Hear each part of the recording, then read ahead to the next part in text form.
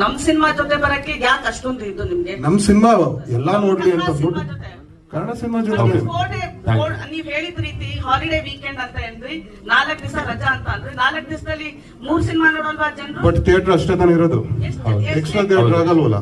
ಆಮೇಲೆ ಅಲ್ಲಲ್ಲ ಒಂದ್ ನಿಮಿಷ ಶಾಲೆ ಆನ್ಸರ್, ಥಿಯೇಟರ್ ಅಷ್ಟೇ ತಾನೇ ಇರೋದು.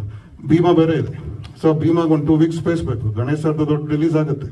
ಸೊ ಈ ಟೈಮಲ್ಲಿ ನಮ್ದು ರಿಲೀಸ್ ಜೊತೆಗೆ ಬಂದಾಗ ಎಲ್ಲಾರ್ಗು ಏನಿಲ್ಲ, 5 ಶೋ ಸಿಗತ್ ಕಡೆ 2 ಶೋ ಸಿಗುತ್ತೆ. I needed 5 shows. ನೀವೀಗ ಹೇಳ್ತಲ್ವ 12 ಕೋಟಿ ತಗೊಳಕ್ ನಂಗೆ 5 ಶೋ ಬೇಕು. 2 ಕೋಟಿ 2 ಶೋಲಿ 12 ಕೋಟಿ ತೆಗಿಯಕ್ ಆಗಲ್ಲ.